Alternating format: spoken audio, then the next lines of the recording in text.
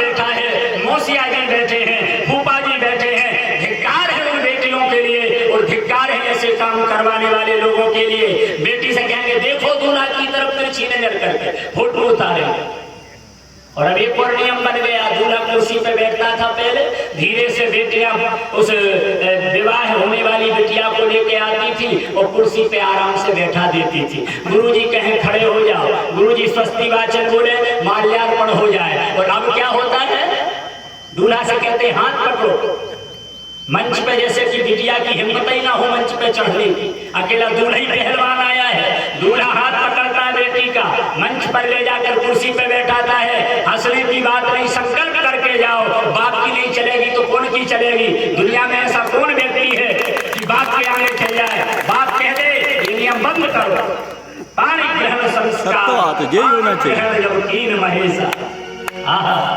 पाणी ग्रहण किससे कहते हैं? पाणी मतलब हाथ और ग्रहण मतलब हाथ पकड़ना।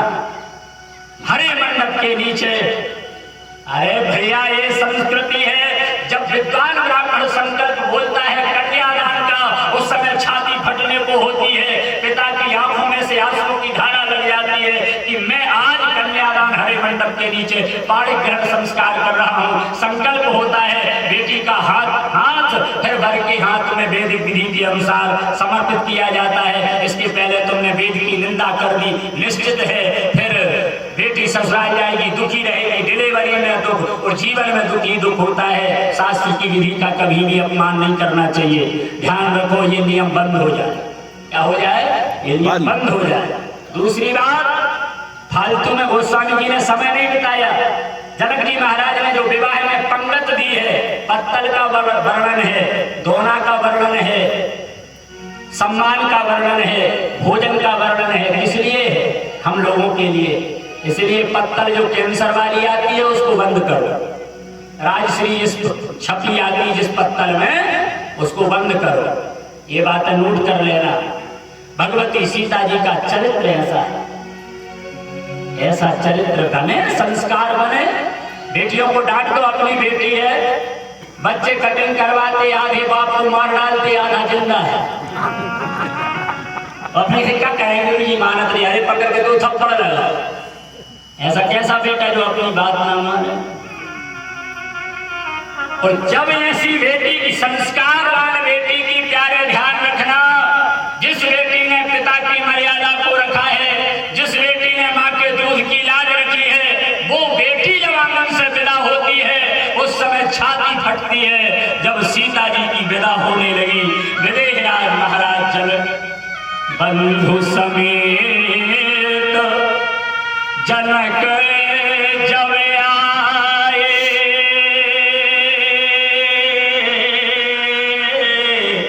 आंगन में भीड़ होती। सीता जी एक दूसरे से, माताओं से भेंट कर रही थी, बार बार अपनी माँ के गले से लग रही थी। उस समय पता है आदमी भी नहीं, कनक पिंजरन राखी पढ़ाए, तोता मैना भी कह रहे थे व्याकुल कहीं कहाँ बैठे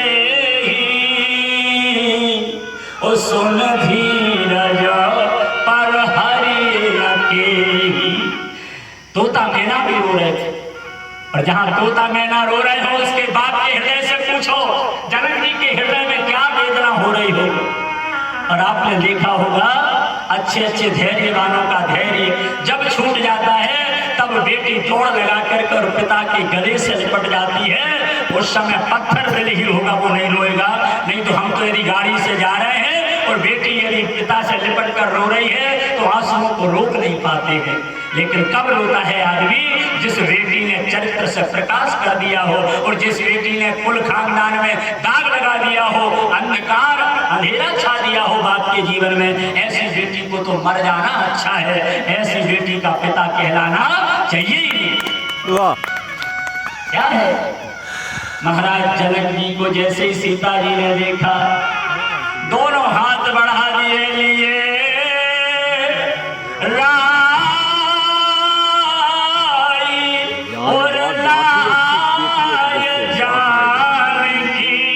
इसलिए मैं कहता हूँ घर से शादी करो भाई। तो मिट्टी महा मर्याद ज्ञान की। महाराज जनक जी ने अपनी बेटी सीता को गले से लगा लिया। गोस्वामी जी कहते हैं ये विज्ञानी हैं, बड़े बड़े अमलात्मा विमलात्मा हंस परमहंस संत इनके पास में संसार में ज्ञान प्राप्त करने के लिए जनक जी के यहाँ जाते हैं। और ज्ञानी कभी रोता नहीं है। जनक जी का जीवन संसार से परे है, लेकिन बेटी की विदा में वो धैर्यवान जनक जी भी फूट फूट करके रोने लगे। महाराज जनक जी रो रहे हैं, सब लोग जनक जी को समझा रहे पकड़ करके, महाराज जरा आप ध्यान तो करो, आपका नाम विज्ञानी है, आप महापुरुष हैं, कमला जलमाही जो साधु संसार में, ध्यान रखो संसार में हम भी हैं, संसार में आप भी हैं, संसार में परम श्रद्धेय गुरुदेव भगवान भी है, लेकिन इनका जीवन कैसा है और हमारा जीवन कैसा है। संसार में तो सब जन्मे, कोई नहीं जन्मे, माता पिता बिन बंधी वेद की रीति, माता पिता के बिना कोई जन्म नहीं लेता, लेकिन अंदर है ये महापुरुष कमल के समान संसार में है। सरोवर में कमल खिलता है, कमल रहता जल में है, लेकिन जल से ऊपर उठा रहता है, और हम संसार में डूबे होते हैं। प्रिय बंधुओं, महाराज जनक जी इतने रोए व्याकुल कहीं, क्योंकि पिता उस समय बेटी को हृदय से लगा करके बाल्यवस्था याद करने लगता है। पूरी जीवन में बेटी आ जाती है हृदय में कि ये एक दिन इसका जन्म हुआ था, मैंने बाजे नहीं बजवाए, अब छोटी छोटी पायल पहन करके आंगन में छम छम चलती थी, कहीं से मैं जब घर जाता तो गले से लग जाती थी बेटी, गले से लग जा। क्या प्रेम, क्या बेटी का प्रेम होता है, बेटी का बड़ा अद्भुत प्रेम होता है। महाराज जनक जी विचार करने लगे, आज मेरी बेटी विदा हो रही है। मंत्रियों ने समझाया कि आप संसार के पिताओं जैसे रो, आपको शोभा नहीं दे रहा।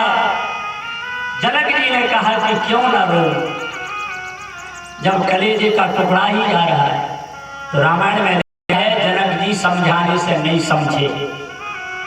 अच्छी बात, ध्यान चाहता हूं आप लोगों का, बिल्कुल ध्यान, आनंद आ जाएगा और रामायण की प्रत्येक कथा के रहस्य के लिए आप समझ जाएंगे।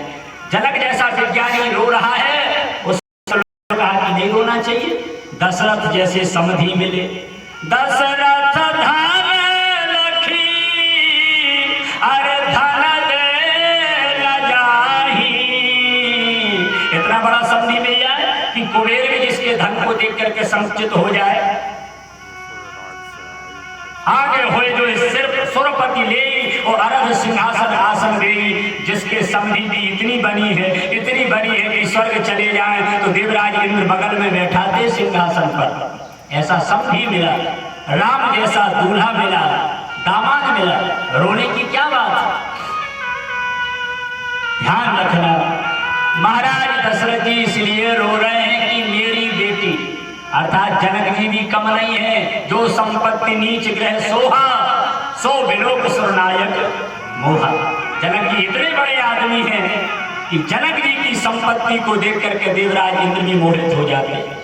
वहां के गरीब आदमी के पास में इतना धन है जनक को, और अपनी बेटी को कैसे पाला है, पलंग पीठ तजी गोद हिंडोरा, उसी नदी